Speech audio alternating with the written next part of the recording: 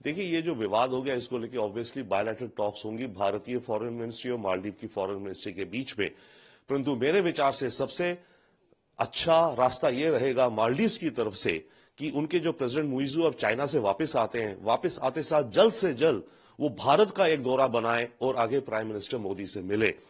ऐसा वो कदम उठाएंगे तो काफी हद तक ये विवाद जो है मैच्योर लीडरशिप के जरिए सेटल होता दिखेगा। तो नंबर 1 प्रायोरिटी इस समय मालदीव्स की होनी चाहिए उनके प्रेसिडेंट की कि वो इंडिया विजिट करें विद इन डेज। अंतर्राष्ट्रीय स्तर पर दोनों देशों के संबंधों पर भी असर पड़ रहा है सर इन सब चीजों का?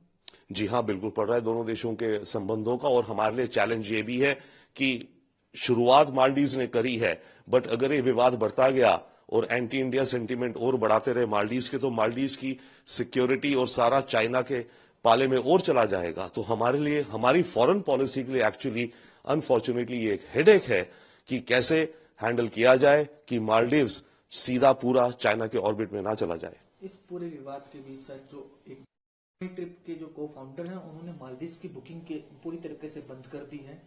उन्होंने कहा हम लक्षद्वीप की बुकिंग कर रहे हैं, हमारे लिए हमारा देश फर्स्ट है, बिजनेस बाद में। देखिए, अव्वल तो डेफिनेटली इस देश फर्स्ट को अप्रिशिएट और सल्यूट करना चाहिए। एट द सेम टाइम काफी सारे इंडियन बिजनेसेस भी हैं और आम टूरिस्ट भी होंगे जिन्होंने मालदीव्स जाने की अपनी बुकिंग्स को कैंसिल करना शुरू कर दिया, होटल नाइट्स वगैरह कैंसिल हो रही हैं। तो इसका इंपैक्ट डायरेक्टली मालदीव्स की इकोनॉमी पर पड़ेगा। मालदीव्स का टारगेट है 2028 तक 35 लाख टूरिस्ट को लाना। अगर ये माहौल चलता रहा तो मालदीव्स का वो जो टारगेट है 35 लाख टूरिस्ट का, वो अचीव नहीं हो पाएगा। अब लक्षद्वीप को गूगल पर काफी ज्यादा लोगों के द्वारा सर्च किया जा रहा है और काफी बढ़ रहे हैं नंबर्स, किस तरह से? देखिए, एक बहुत अच्छा मौका है मेरे विचार से लक्षद्वीप को एक टूरिस्ट डेस्टिनेशन की तरह प्रमोट करने का।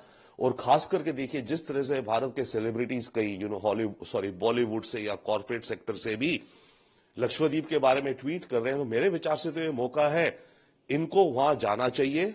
चाहे फैसिलिटीज इंफ्रास्ट्रक्चर पूरा इतना अच्छा ना भी हो लक्षद्वीप में, पर वहां जाएं और एक तरह का मे बी रियलिटी शो बनाएं। देखिए, दुनिया में ब्रांड और मार्केटिंग और बज इमेजिनेशन क्या कैप्चर करता है।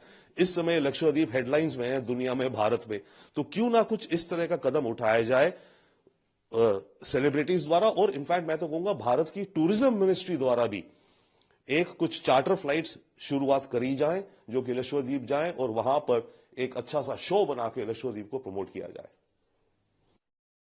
सांसद हैं और पूर्व फॉरेन मिनिस्टर हैं दुनिया मोन मून, उनका भी स्टेटमेंट पूरे मामले पर सामने आया, जिस तरह की लैंग्वेज का यूज किया गया अनएक्सेप्टेबल है।